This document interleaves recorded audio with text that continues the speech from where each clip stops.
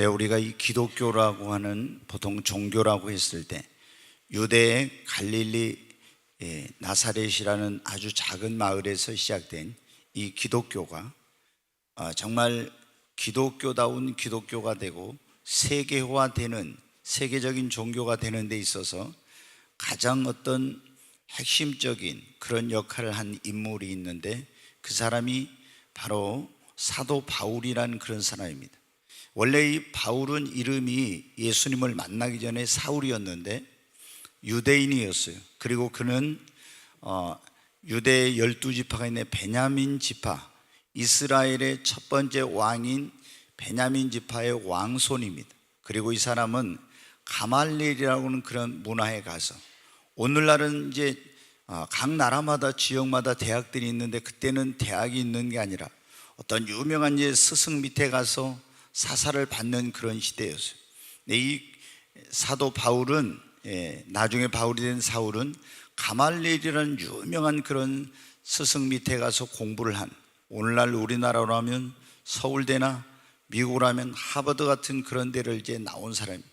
아주 엘리트 중에 엘리트인 그런 사람인데, 이 사람은 유일신 하나님을 믿는 유대교의 철저한 신봉자예요. 특히 유대교에는 세 개의 종파가 있는데 그 가운데서도 오직 이 율법을 철저하게 준수하고 그 문자적으로 율법을 지키는 이런 바리새파라고 하는 파가 있는데 그 파에 소속된 그런 사람이었습니다. 이 사람은 기독교인들을 핍박하는 초대교회의 아주 주도적인 그런 인물이었어요. 이 사람이 이 예수 믿는 사람들, 기독교인들을 핍박한 이유는 뭐였냐면은, 유대인들은 구약에 그 율법을 지키고 죄 사함을 받으려면은 짐승을 가지고 와서 짐승을 속죄 제물로 드려가지고 제사를 드려가지고 죄 사함을 받고 구원을 받는데, 이 기독교인들은 그냥 예수를 믿기만 하면 구원을 받는다 이렇게 하니까 유대교의 그 입장에서 볼 땐 이거는 굉장히 잘못된 이단인 거예요. 여러분, 우리가 어떻게 구원을 받습니까? 구약시대 예수님이 오시기 전에는 구약에 보면 속죄제, 속건제 이런 여러 가지 제사가 있는데, 인간이 죄를 지은 이후로 모든 인간은 이 세상에 의인은 하나도 없고 다 죄인이지, 죄 삭은 사망으로 지옥에 가야 되는데, 인간이 죄 사함을 받을 때는 예수님 오시기 전에는 그 죄 삭은 죽어야 되는데 이 짐승을 잡아서 속죄의 제사를 드려가지고 죄 사함을 받았어요. 근데 예수님께서 오셔서는 하나님의 어린 양이신 그분께서 우리의 모든 죄를 짊어지고 십자가에 죽으시고 죽은 자 가운데 부활하셔서 우리 모든 죄값을 담당해 주셨기 때문에 누구든지 회개하고 믿기만 하면 구원을 받습니다. 우리 에베소서 2장 한번 8절 보겠습니다. 네, 같이 읽습니다. 너희는 그 은혜를 인하여 믿음으로 말미암아 구원을 받았나니 이것이 너희에게서 난 것이 아니요 하나님의 선물이라. 행위에서 난 것이 아니니 이는 누구든지 자랑하지 못하게 하려 함이라. 여기 보면 그래, 너희는 그 은혜에 의하여 믿음으로 말미암아 뭘 받는다고요? 구원을 받습니다. 여러분, 구원 받았습니까? 가장 우리가 신앙생활의 중요한 목적은, 믿음의 결국은 곧 영혼의 구원, 영혼이 구원받는 것이 가장 중요한 신앙생활의 목적입니다. 근데 어떻게 구원을 받느냐? 너희가 그 은혜를 인하여 믿음으로 말미암아 구원을 얻나니. 그런데 사도 바울은 이 사울이었을 때 어떻게 예수를 믿는 사람들이 믿음으로 말미암아 구원받는다는 것이 도저히 그의 입장에서 볼 때는 이해가 안 되는 거예요. 그리고 율법을 안 지켜도 믿기만 하면 구원을 받는다니까, 이 바울의 입장에서 볼 때 너무나 기독교는 이단인 거예요. 그래서 예수 믿는 사람들을 핍박하고 죽이는, 그런 죽여야 되냐 말하냐면 죽여야 된다고는 쪽에다 투표를 하고, 그리고 예수 믿는 사람들을 잡아서 감옥에 가두기 위해서 대제사장들에게 그런 권한을 위임받아 가지고 다메섹이라는 도시로 예수 믿는 사람들을 이제 체포하기 위해서 가다가, 이제 정오의 시간에 부활하신 예수 그리스도 빛으로 오신 예수님을 만나 가지고 거꾸러져 가지고 거기서 예수가 바로 하나님께서 약속하신 인류의 구원자라는 사실을 깨닫고 예수님을 회심하고 구원자로 받아들여서 이제 물과 성령으로 거듭나고 진정한 그리스도인이 됩니다. 그러니까 이 사람이 예수를 믿고 구원받고 나니까 어떻게 돼요? 율법으로 말미암아 구원받는 게 아니라 믿음으로 말미암아 구원받는다, 이 사실을 깨닫고 나니까 자기 유대인들, 자기 동족이 얼마나 불쌍한지 몰라. 지금도 율법을 지켜서 구원을 받으려고 하니까, 그래서 가서 열심히, 사람이 의롭게 되는 것은 사람의 행위가 아니라 율법의 행위로 된 것이 아니라 오직 예수로 말미암아 의롭게 되고 구원받는다고 그렇게 전한 거예요. 그러니까 유대인들 입장에서 볼 때는 어떻게? 완전히 저 바울은 배신자인 거예요. 아니, 지가 예수를 믿으면 구원받는다고 하는 사람들을 감옥에 넣던 사람이 이제는 예수를 믿기만 하면 구원받는 거예요. 그래서 유대인들은 분개하고 이 사울을 잡아서 어떻게든지 이제 처단해야 되겠다, 이런 생각을 했어요. 근데 유대인들은 이제 큰 3대 명절이 있죠. 유월절, 오순절, 맥추절이라는. 근데 이 명절에는 다 유대인들이 20세 이상의 남자들은 예루살렘에 하나님의 성전으로 있는 곳으로 모이게 되는데, 오순절 날 이 사도 바울이 그때는 이제 이 사울이었는데 예루살렘에 이제 오게 되었어요. 그래가지고 거기 보니까 유대인들이 보니까 어떻게? 아니, 전에 예수를 믿으면 구원받는다고, 그리고 율법을 지켜서 구원받는 게 아니라고 한 그 사람이 하나님의 성전에 있는 거예요. 그래서 무리를 충동해가지고 사도 바울을 이제 체포해서 특별한 잘못이 없음에도 불구하고 당시의 유대 총독인 벨릭스에게 가서 바울을 고발하고 그를 죽이려고 한 거예요. 그때 여러분 어떻게 돼요? 2000년 전에 유대 나라는 로마의 식민지였는데, 이제 바울이 재판을 받고 죽게 되었는데, 로마 시민권자인 바울은 어떤 고난이냐면, 지금은 여러분 어때요? 미국 시민권을 가지고 있으면 굉장하죠. 그래서 지난번에 터키의 그 대통령, 터키 이제 법원에서 미국 목사를 강제 구류하도록 그런 판결을 내리니까 트럼프 대통령이 이 터키에 대해서 엄청난 그냥 경제적인 압박을 가했어요. 지금 이제 여러분은 미국이라는 나라는 세계 경찰 국가고 최고의 이 시대의 강대국이니까 미국 시민권자를 가진 사람을 어떤 나라에서 함부로 하면은 난리가 납니다. 근데 그때는 어떻게? 로마가 세계를 지배할 때인데 이 로마 시민권을 가지고 있는 사람은 대단한 그런 특권을 누리는 거예요. 특히 어떤 범죄나 이런 사실이 있었을 때도 어떤 일이냐면은 이 로마 시민권을 가진 사람은 자기가 이 재판을 받았을 때 불의하다고 여기면 나는 황제에게 가서 재판을 받겠다 이러면은 다 그 로마 황제 앞에 가서 재판을 받을 수 있는 이런 권한을 줬어요. 그래서 사도 바울은 로마의 시민권을 가지고 있었기 때문에 이 새로 부임한 총독 베스도에게 나는 로마에 가서 재판을 받겠다고 황제에게. 그래 이 베스도가 그때 유대 분봉왕이었던 아그리빠와 의논을 해가지고 바울을 로마로 보내서 황제에 이제 재판을 받도록 그렇게 하기로 한 것입니다. 오늘 이 본문의 내용은 어떤 거냐? 이제 황제 재판을 받기 위해서 로마로, 지금 같으면 비행기를 타고 가면 금방 갈 수 있지만 그때는 비행기가 없을 때니까 배를 타고 지중해를 건너서 로마로 가는데, 지중해 연안의 미양이라는 그런 아름다운 항구에 도착하게 되었을 때 바울이 그날 밤 하나님께 기도를 깊이 했어요. 그랬더니 하나님께서 뭐라고 말씀하지? 지금 배를 출항을 하면은 배와 화물뿐만 아니라 우리의 생명에도, 여기 배 타고 있는 사람들의 생명에도 많은 타격과 손상이 있다고 하나님께서 말씀해 주시는 거예요. 그래서 자기를 호송하고 있는 호송관인 백부장, 이제 장교에게 그렇게 말했어요. 지금 여기서 좀 몇 개월 지나고 겨울을 지난 다음에 로마로 갑시다. 내가 어젯밤 기도해 보니까 만약에 지금 출항을 하면은 배와 화물뿐만 아니라 우리의 생명에도 많은 타격과 손상이 있을 것 같습니다. 이렇게 얘기를 했어요. 그랬더니 백부장이 뭐라고 합니까? 이 배 선장을 부르고 선주를 불러가지고 물어봐요. 지금 바울이라는 사람이 지금 출항을 하면은 우리의 배와 함을 뻔한 생명에도 많은 타격과 손상이 있다는데 어떻게 하면 좋겠느냐고. 그러니까 선장과 선주가 뭐라고 합니까? 이 사람들은 바다에 대해서 전문가인데 아니 무슨 말씀 하시냐고. 지금 출항해도 아무 문제가 없다고. 그리고 바다를 보니까 어떻게 돼요? 너무나 그쪽으로 항해하기 좋은 바람이 불고 있고 그 배에 있는 276명이 타고 있었는데 선원들이 뭐라고 하냐면은 이 미양이라는 항구는 너무 좁아가지고 재밌는 것도 없고 몇 개월 동안 여기서 어떻게 지내냐고. 베닉스라고 하는 그 항구로 가서 거기서 몇 개월 동안 재밌게 지내다가 로마로 가자고 이렇게 한 거예요. 그래서 백부장이 닷을 올리고 출항을 하라고 명령을 내렸어요.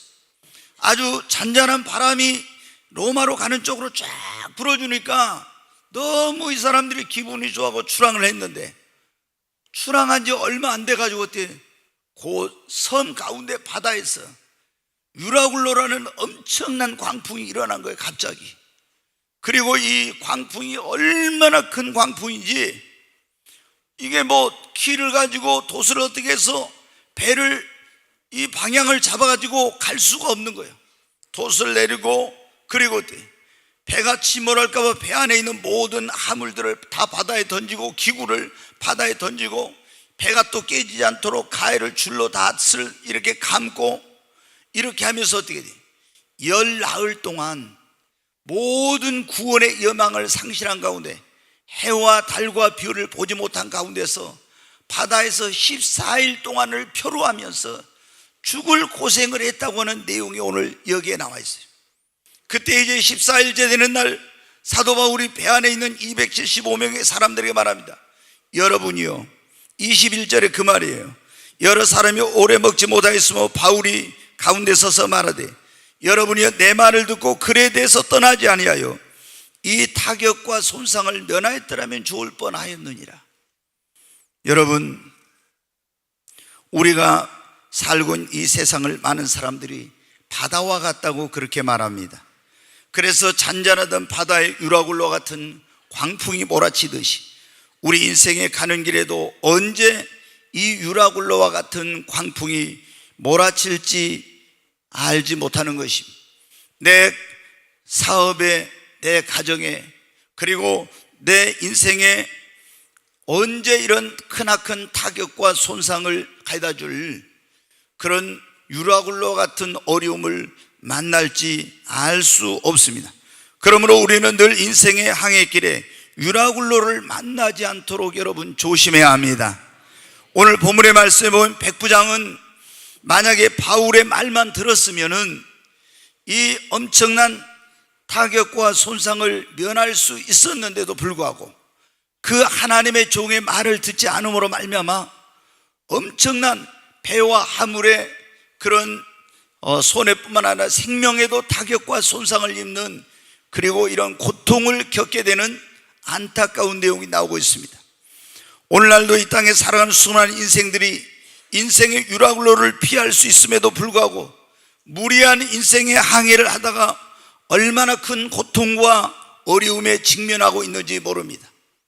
저는 오늘 이 시간 우리의 가정, 우리 사업, 우리 인생이 이런 생명과 물질과 건강에 엄청난 타격과 손상을 받지 않고 유라굴로를 만나지 않으려면 어떻게 해야 될 것인가에 대해서 그런 말씀을 드리려고 합니다. 여러분, 우리가 인생의 유라굴로를 만나면 우리의 생명과 그리고 건강과 물질과 가정, 이런 사업 모든 것들이 어마어마한 타격을 입게 되는 것입니다. 내 인생에 엄청난 고통을 겪게 되는 것이죠. 어떻게 하면 우리가 이런 인생의 유라굴로를 피할 수 있습니까?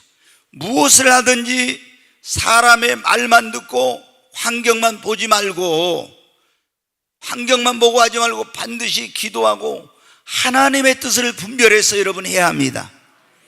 오늘 이 말씀에 보면 어떻게 돼요? 백부장이 이걸 피할 수 있었어요. 그런데 선장과 선주를 불러서 물어봤습니다. 선장과 선주는 어때요? 바다에 대해서 잘 아는 사람이요. 그러니까 괜찮다고 그랬죠. 환경을 보니까 어떻습니까? 여기는 겨울을 지내기에 좁은 것이고 바람이 아주 순풍이 불어주고 있습니다. 그러니까 그것을 보고 출항을 하라고 했다가 엄청난 유라굴로를 만나가지고 고통을 당했죠. 여러분, 우리가 무엇을 하든지 사람들의 말만 듣고 여러분이 사업을 하든 결혼을 하든 여러분이 동업을 하든 무엇을 하든 이사를 하든 사람의 말만 듣고 환경만 보고 조건만 보고 좋다고 하지 말고 반드시 여러분 어떻게 돼요? 우리가 어떤 일을 하려고 할 때는 하나님 앞에 충분히 기도하고 하나님의 뜻을 분별하여 하나님께서 이것이 옳다고 할 때, 하나님의 뜻에 합당하다고 할 때 그때 여러분 해야 하는 것입니다. 너무나 많은 사람들이 오늘날 보면 어떻게 돼요? 하나님의 뜻을 분별하지 않고 전문가, 여기 바다의 선장과 선주는 바다의 전문가의 말만 듣고 환경만 보고. 작년에 여러분 어때요? 우리나라에 암호화폐인 비트코인이 광풍이 불었죠. 엄청난 것 같은 폭발적인 그런 막 폭등을 해가지고 어떤 사람들은 돈을 많이 벌었다. 그래가지고 또 많은 사람들에게 나중에 막 투자를 하라고 막 이런 경우들이 많이 있었어요. 근데 여러분 어때요? 계속 전문가들이 이 암호화폐가 이제 상장이 될 거다, 앞으로 세계화가 될 것이다, 그리고 이 가치가 계속 상승할 것이다 이러면서 이거를 막 투자하라는 이런 사람들이 있어요. 모든 어떤 전문가들의 말 그리고 환경을 볼 때 그게 옳은 것 같았어요. 그래서 충분히 기도해 보지 않고 비트코인이나 이런 것에 투자했던 그런 사람들이 지금 어떤 상태에 됐습니까? 완전히 쫄딱 망하고 지금 쪽박을 차게 생긴 그런 가운데 있잖아요. 완전히. 왜 그래요? 전문가들이 계속 이게 좋을 거라고 그리고 모든 환경이 그렇게 되고 있다고 했었는데 우리가 여러분 어떻게 돼요? 저한테도 와서 어떤 분들이 물어보더라고요. 굉장히 어려운 일이죠. 근데 조급하게 성급하게 하지 말고 기다리십시오 이제 이런 얘기를 했는데 여러분 어때요? 우리가 사업을 하든 뭘 투자를 하든 여러분이 어떤 뭔가를 하려고 할 때 그 조건이나 예를 들어 결혼 같은 경우도 그 사람의 학력이나 인물이나 직장이나 이런 것만 보고 여러분 결혼한 게 아니죠. 우리가 사업을 할 때도 사업에 이걸 어떤 전문가의 무조건 말만 듣고 지금 사업의 그런 여건과 환경만 보고 아닙니다. 여러분, 우리는 지금 이 선장과 선주가 바다를 볼 때 너무 좋았어요. 아니 백부장이 그 말을 선장과 선주의 말을 들었을 때 전문가들의 말을 볼 때 아무런 문제가 없는 거예요. 바다를 볼 때 너무 좋았습니다. 그런데 얼마 있지 않아서 엄청난 유라굴로를 만났잖아요. 우리는 한치 앞을 알 수가 없습니다. 하나님만이 아십니다. 그러므로 우리가 인생의 유라굴로를 만나지 않으려면 반드시 어떤 일을 할 때 하나님 앞에 충분히 기도하고 하나님의 뜻을 구하고 하나님께 응답을 받아가지고 해야 합니다. 그래야 여러분 실패하잖아요. 그래야 이런 우리의 생명과 재물과 이런 건강과 내 인생에 엄청난 이런 타격을 받을 수 있는 유라굴로를 피할 수가 있는 거예요. 그렇지 않고 내 경험을 의지하고 사람들의 그런 어떤 말만 듣고 환경만 보고 했다가는 나중에 이런 엄청난 고통을 당하게 되는 거예요. 두 번째로 우리가 우리 인생의 유라굴로를 피하려면은 하나님의 말씀을 불순종하지만 하나님의 말씀대로 무엇이든지 해야 합니다. 네, 요나서 한번 1장 1절부터 4절 한번 보겠습니다. 여호와의 말씀이 아미떼 아들 요나에게 임하니라. 이르시되 너는 일어나 저 큰 성읍 니느웨로 가서 그것을 향하여 외치라. 그 악독이 내 앞에 상달되었음이니라 하시니라. 그러나 요나가 여호와의 말씀 얼굴을 피하려고 일어나 다시스로 도망하려 하여 요바로 내려갔더니 마침 다시스로 가는 배를 만난지라. 여호와의 얼굴을 피하여 그들과 함께 다시스로 가려고 백삭을 주고 배에 올랐더니 여호와께서 큰 바람을 바다 위에 내리심에 바다 가운데 큰 폭풍이 일어나 배가 거의 깨어지게 된지라. 네, 4절 다시 한번 읽습니다. 여호와께서 큰 바람을 바다 위에 내리심에 바다 가운데 큰 폭풍이 일어나 배가 거의 깨어지게 된지라. 네, 여러분, 이제 요나라고 하는 선지자에 대한 내용이 요나서에 보면 나오는데, 하나님께서 어느 날 요나에게 말씀하셨어요. 너는 아수르의 수도인 니느웨에 가서 그들에게 악독이 하늘에 사무쳤으니 회개하지 않으면 하나님이 이 아수르의 수도인 니느웨에 재앙을 내려서 멸한다고 그 하나님의 말씀을 전하라는 거예요. 근데 요나는 어떻게 했어요? 이 아수르라는 나라는 신흥 강국이었는데 조그만 나라인 유대 나라를 계속 괴롭히고 고통을 주니까 저 사람들에게 가서 자기가 경고해가지고 회개해서 돌이켜버리면 하나님이 저들을 심판하지 않을 것 같으니까 니느웨로 가라는데 요바로 내려가지고 배를 타고 거기하고는 반대 방향인 다시스라는 곳으로 도망을 간 거예요. 그런데 오늘 4절 말씀에 보면 하나님이 바다에 큰 바람을 보내시고 강풍을 일으켜서 요나가 탄 배가 아주 이제 광풍을 만났다고, 유라굴로를 만났다고 그렇게 나오고 있어요. 여러분, 왜 이런 일이 일어났습니까? 하나님의 말씀을 불순종하고 요나가 다시스로 도망을 갈 때 하나님께서 유라굴로를 보내신 것입니다. 여러분, 우리 예수 그리스도를 믿는 사람들이 우리 인생의 유라굴로를 만나지 않으려면 하나님의 말씀을 거역하고 불순종하고 내 마음대로 내 뜻대로 나 하고 싶은 대로 하면 안 됩니다. 반드시 하나님의 말씀대로 여러분 해야 합니다. 네, 여러분, 시편 107편 10절 말씀을 한번 보겠습니다. 사람이 흑암과 사망의 그늘에 앉으며 공고와 쇠사슬에 매임은 하나님의 말씀을 거역하며 지존자의 뜻을 거역함이라. 이런 나와있어요. 네, 사람이 흑암과 사망의 그늘에 앉으며 공고와 쇠사슬에 매이면 하나님의 말씀을 거역하며 지존자의 뜻을 멸시하기 때문이라고. 여러분, 우리가 이스라엘의 초대 왕인 사울 왕을 아시죠? 사울이 하나님께 명령을 받았어요. 당신은 사무엘 선지자를 통해서 이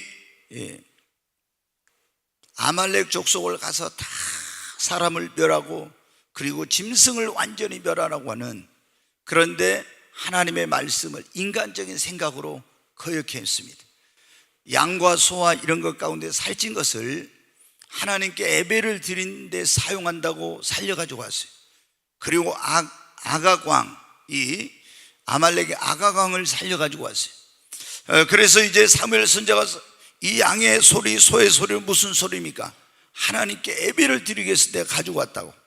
그때 사무엘 선지자가 그런 말을 합니다. 순종이 제사보다 낫고 하나님의 말씀을 듣는 것이 수양의 기름보다 낫습니다. 당신이 하나님의 말씀을 버렸으므로 하나님께서도 당신을 버려 왕이 되지 못하게 하였나이다. 여러분, 우리가 인생을 살아가면서 유라굴로라고 하는 인생의 그런 광풍, 나의 삶에 크나큰 고통과 어려움을 주는 그런 일을 만나게 되는 것은 하나님의 말씀을 거역하고 불순종할 때 이런 일이 일어나는 거예요. 요나가 하나님의 말씀을 거역하고 불순종하다가 지중해에서 엄청난 유라굴로를 만났죠. 그래서 결국에 제비를 뽑아가지고 바닷속에 던져지고 큰 물고기 뱃속에 들어가 3일 동안 고통을 당하다 회개하니까 하나님이 거기서 토해냈죠. 왜 이런 엄청난 인생의 유라굴로를 만났습니까? 하나님의 말씀을 불순종함으로 그렇게 된 거예요. 여러분, 우리가 성경에 보면 여호와의 율법을 주하로 묵상하며 그 가운데 기록한 것을 좌로나 우로 치우치지 않으면 네가 어디로 가든지 내 하나님 여호와가 함께하고 내 길이 형통하고 평탄하게 될 거라고 말씀하셨습니다. 그러나 우리가 하나님의 말씀을 거역하고 불순종하며 흑암과 사망의 그늘에 앉음, 공고와 쇠사슬에 매이게 되고 우리가 인생의 유라굴로를 만나게 된다고 말씀하고 있습니다. 그러므로 우리는 무엇을 하든지 내 생각대로 내 뜻대로 하지 말고 내가 어떤 걸 하려고 할 때 하나님의 말씀 가운데서 하나님이 뭐라고 하시는지 이거를 먼저 살펴보고 하나님 말씀에 합당하면 하고 하나님 말씀에 합당하지 않으면 내가 볼 때 아무리 옳고 좋아도 하지 말아야 돼요. 여러분 어떻게? 많은 사람들이 그러잖아요. 하나님의 말씀대로 하면은 하나님께서 도와주시고 하나님이 책임져 그 길을 형통하고 평탄하게 해주시는데, 말씀대로 하지 않고 내 생각대로 내 마음대로 내 뜻대로 하니까 지금 보기에는 좋은 것 같지만 반드시 그런 사람은 인생의 유라굴로를 만나서 많은 고통과 어려움을 당하게 되는 거예요. 그러므로 여러분, 우리 성도님들은 무엇을 하든지 하나님의 말씀을 불순종하지 말고 하나님의 말씀대로 하시기를 바랍니다. 네, 안 믿는 사람이나 불의한 사람이나 악한 사람이나 타락한 사람, 우상 숭배하는 이런 사람과 동업을 하거나 결혼을 하거나 뭔가를 같이 하지 말아야 됩니다. 여러분 어떻게 돼요? 예수를 믿는 사람들은 성경에 보면 믿지 않는 자와 멍에를 같이 매지 말아라 그랬어요. 네, 옛날 유대인들은 소를 쟁기질할 때 2마리를 한 결의로 해가지고 쟁기를 해요. 근데 이 각자 생각이 다른 소를 같은 멍에를 메고는 쟁기질을 제대로 할 수 없죠. 그래서 믿지 않는 자와 멍에를 같이 하지 말라. 빛과 어둠이 하나님의 성전과 우상이 그리스도와 벨리알이 어찌 일치가 되리요 하면서 예수를 믿는 사람, 하나님을 믿는 사람이 믿지 않는 사람과 결혼을 한다든가 믿지 않는 사람과 동업을 한다든가 또 이런 타락한 사람이나 불의한 사람이나 악한 사람, 우상 숭배하는 사람하고 하게 되면 반드시 그런 어떤 인생의 유라굴로를 만나게 된다고 말씀하고 있어요. 네, 여러분 어때요? 유대에 이스라엘이 남과 북으로 갈려져 있을 우리나라처럼 남쪽을 유다라고 북쪽을 이스라엘이라고 했어요. 그런데 이 남쪽에 여호사밧이라는 아주 경건한 그런 왕이 있었습니다. 근데 이 왕이 남쪽의 왕으로 있을 때 북쪽에는 아합이라는 사람이 왕인데, 이 북이스라엘에 아합도 하나님을 원래 섬기는 사람이었는데 이세벨이라는 그런 우상 숭배를 하는 여자와 결혼을 해가지고 그 개인도 그러고 가정도 그러고 나라도 우상 숭배에 빠져 큰 어려움을 겪게 됩니다. 그런데 이 여호사밧이 문제가 뭐냐? 하나님을 경외하고 하나님을 잘 섬기는 사람인데 나라의 어떤 평화를 위해서 우상 숭배자인 이 아합의 집과 이제 사돈 관계를 맺고 동맹을 맺어요. 여러분 어떻게 돼요? 하나님께서 금하신 일인데 인간적인 생각으로 나라의 평화, 전쟁이 없고, 우리나라로 말하면 남북이 전쟁을 안 하고 평안하기 위해서 서로 혼인을 하고 동맹을 맺어요. 그리고 여호사밧이 이 사마리아에 갔을 때 아합 왕이 자기들이 잃어버린 영토를 회복하는 전쟁을 하려는데 같이 가자고 합니다. 그때 같이 갔다가 하마터면 죽을 뻔했어요. 엄청난 그런 어떤 어려움을 당하고 겨우 피해가지고 목숨만 구해왔어요.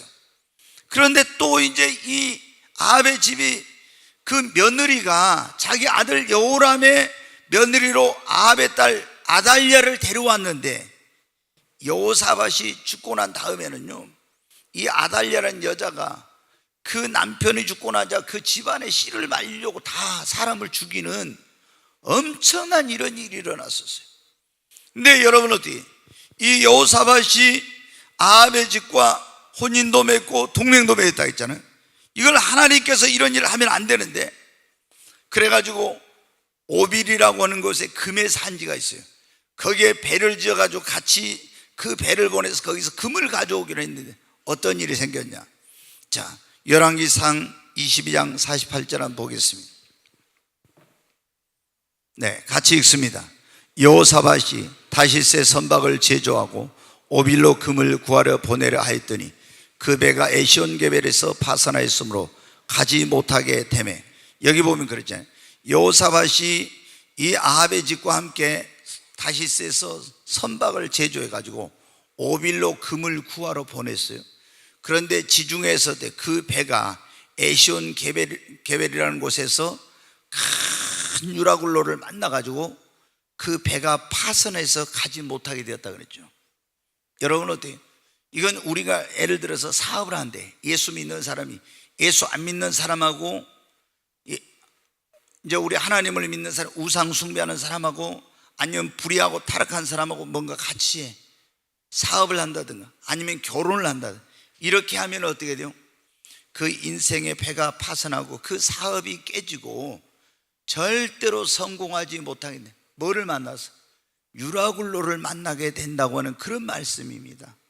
여러분, 그러므로 오늘 이 자리에 오신 여러분이 정말 앞으로 무엇인가 할 때 어떤 사람을 먼저 분별하십시오. 동업을 하려고 할 때 이 사람이 정말 내가 해도 될 사람인가 아닌가, 먼저 동업을 해야 된다면, 결혼을 해야 된다면은 이 사람의 어떤 그 사람 자체가 어떤 사람인가, 이거를 먼저 여러분이 고려해야 돼요.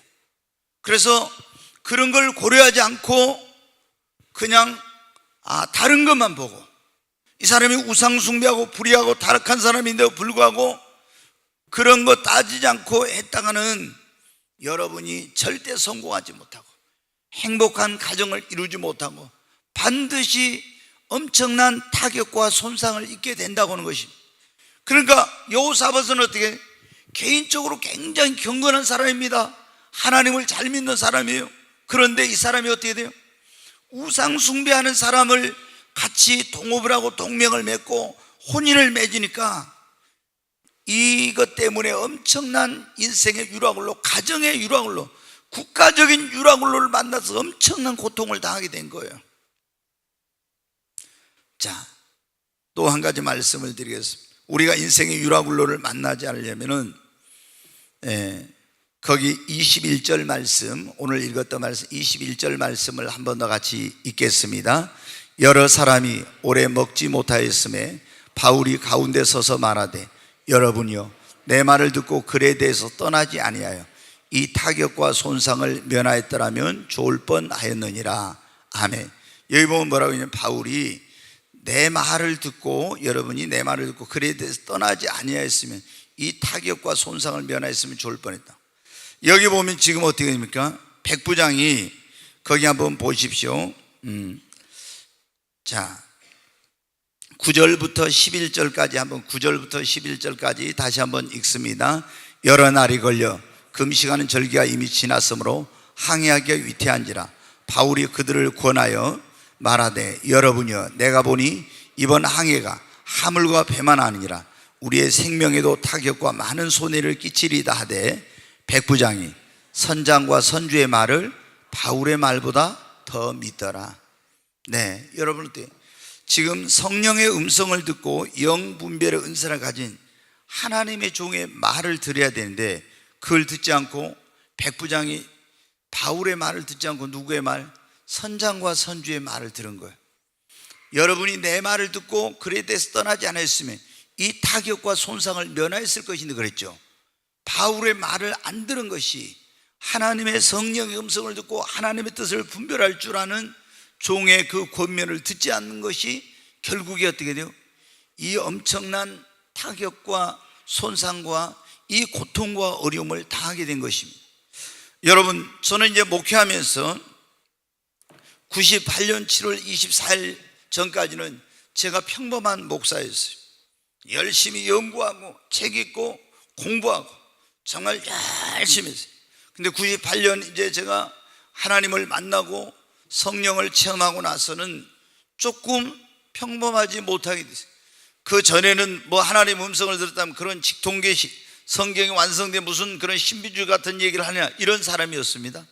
그런데 이제 98년 이후로 성령의 음성을 듣게 되고, 기도하면 이게 하나님의 뜻이구나 아니구나, 이건 해야 되겠구나 말아야 되겠구나, 이런 걸 알게 됐어요.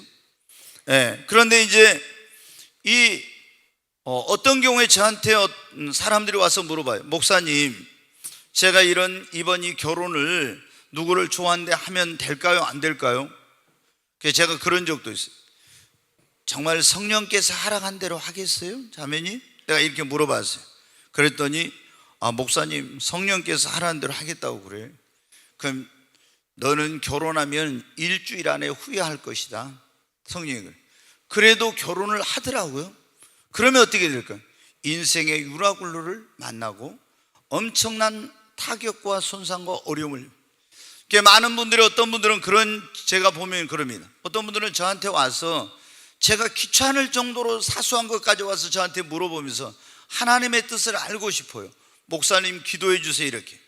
그런데 자기의 어떤 마음에 뭔가가 정해지고 이렇게 해야 되겠다고 하면은 정말로 중요한 그런 일일 때는 자기의 생각과 고집대로 이렇게 하려는 그런 사람들을 많이 보게 돼요. 그러면 여러분 어떻게? 나중에 그게 하나님의 뜻에 합당한 것이었으면 괜찮은데 하나님의 뜻에 합당하지 않는 것이었을 때는, 만약에 결혼이라고 한번 생각해 보시죠. 하나님의 뜻에 합당하지 않는 결혼이었다면 그 인생에 엄청난 타격과 고통을 당하게 된 거예요. 하나님이 원하지 않는 사업이었다면 물질적인 손실과 고통은 말할 수 없고 엄청난 또 고통과 어려움을 당해요. 근데 많은 분들이 어떻게 돼요? 우리가 하나님의 뜻을 알려고 할 때 가장 중요한 게 그거죠. 먼저 내 뜻과 생각을 하나님 앞에 내려놓고 하나님께서 나에게 말씀하시면 무엇이든지 그대로 순종하겠다고 하는 거, 이것이 하나님의 뜻대로 살려고 하는 사람들에게는 전제돼야 돼요. 그런데 내 생각을 딱 놔두고 하나님이 내가 원하는 대로 이렇게 해주기를 바라는 거예요. 여러분 어때요? 하나님은 내가 나를 아는 것보다 나를 더 잘 아시고 내 미래를 알고 계시는 분은 하나님밖에 없습니다. 진정으로 하나님께서 나에게 주시는 것, 내가 이걸 원해도 하지 말아 그러면 하나님은 나의 유익을 위해서 하지 말라는 것이, 내가 하기 싫어도 이걸 하라고 하는 것은 하나님은 나에게 유익이 되기 때문에 하라고 하는 거예요. 아멘. 근데 우리는 내가 하고 싶은 것을 하라고 하면 좋아하고 하기 싫은 걸 하라고 하면 안 하려고 하죠. 그래서 내가 하고 싶은 것만 하고 하기 싫은 건 안 하려고 하니까, 그러다가 뭐를 어떻게 해요? 우리가 인생의 유라굴로를 만나는 거예요. 엄청난 그래서 타격과 손상을 입는 겁니다. 여러분, 여기 백부장이 어떻게 했습니까? 이 하나님의 종의 말을 듣지 않고, 바울의 말을 듣지 않고 선장과 선주의 말을 듣다가 이런 엄청난 유라굴로를 만나게 되었지 않습니까? 여러분이 인생의 어떤 중요한 그런 일을 할 때 여러분이 하나님의 뜻을 알지 못하면은, 그리고 이건 너무나 중요한 그런 일일 때는 여러분이 하나님의 성령의 음성을 듣고 하나님의 뜻을 분별할 수 있는 영적인 분별력을 가진 그런 종의 그런 음성을, 그런 조언을 구하고 상담을 할 필요가 있어요. 근데 그때 여러분이 어떻게 돼요? 여러분이 가지고 있는 생각과 계획과 맞지 않으면은 어떻게 해야 되겠어요? 하나님의 종이 하는 걸 따라야 되겠죠. 그렇지 않고 했다가 지금 여기 뭐입니까? 얼마나 이런 큰 고통과 어려움을 당하게 됩니까? 오늘날 많은 사람들이, 제가 이제 목회하면서 보면은 이런 그 하나님의 성령의 음성을 듣고 영적인 분별력을 가진 그런 하나님의 종들의 말을 안 듣고 자기 육신적인 생각과 계획대로 하다가 이런 엄청난 타격과 고통을 입는, 여러분 어떻게, 오직 장래일을 아시는 분은 주님밖에 없습니다. 우리가 여러분 사람의 마음도 알 수가 없고 미래도 알 수가 없어요. 오직 성령께서만이 아십니다. 바울은 몰랐지만 기도했어요.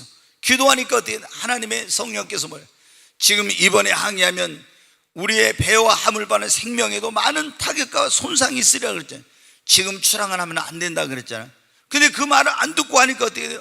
엄청난 이 유라굴로를 만나는 고통과 어려움을 당하게 된 겁니다.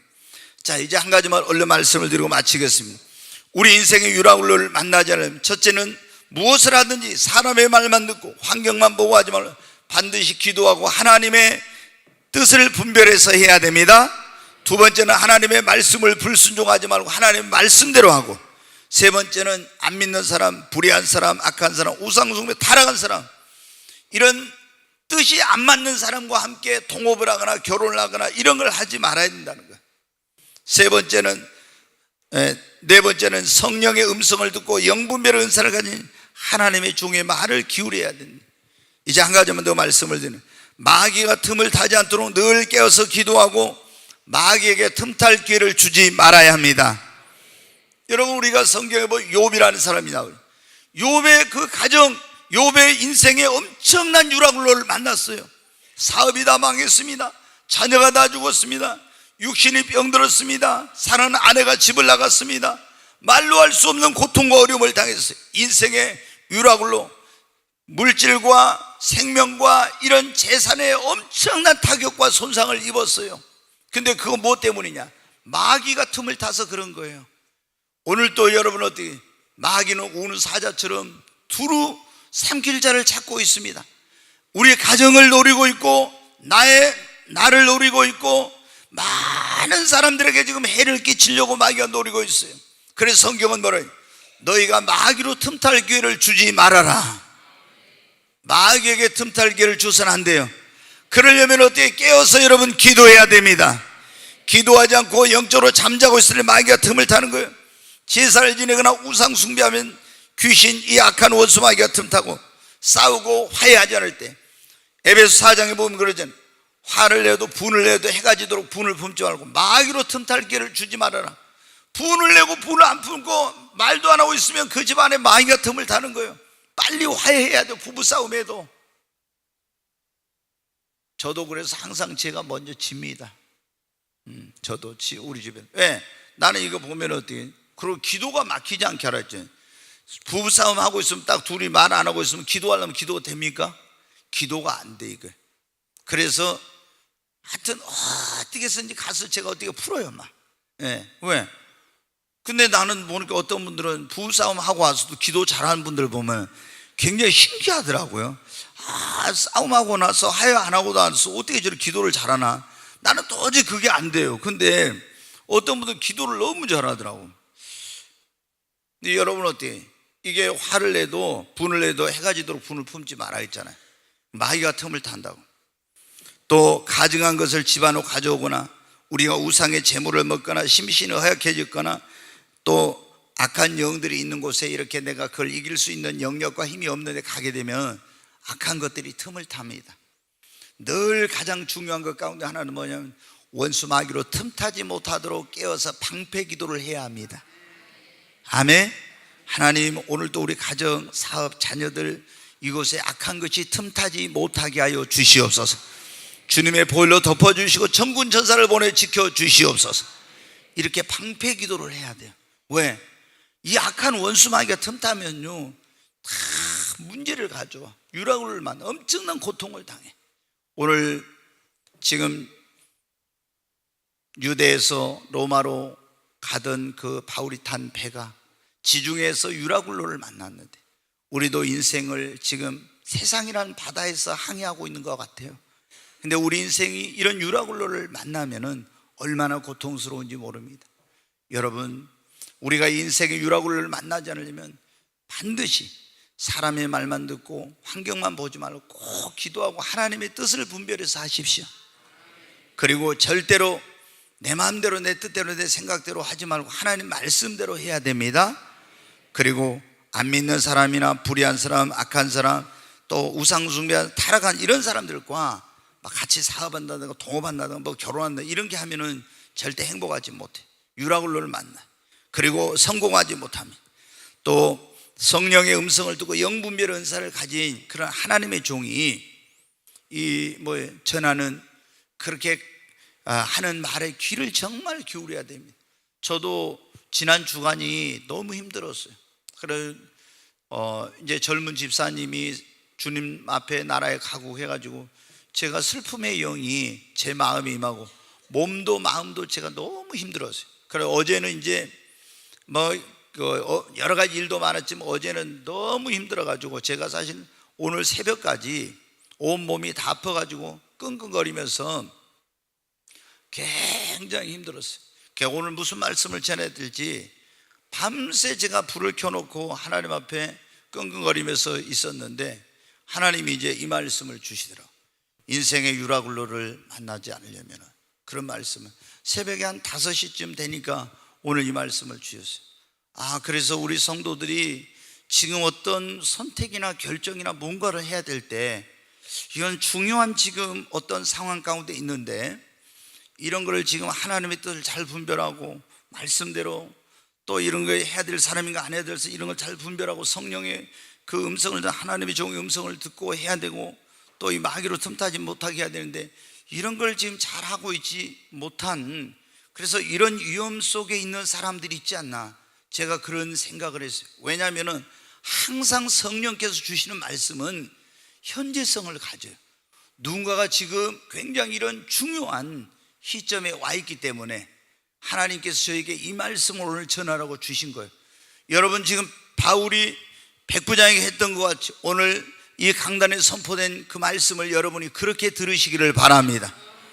악한 원수마귀가 틈타지 못하도록 늘 깨어서 기도하시기 바랍니다. 기도하겠습니다.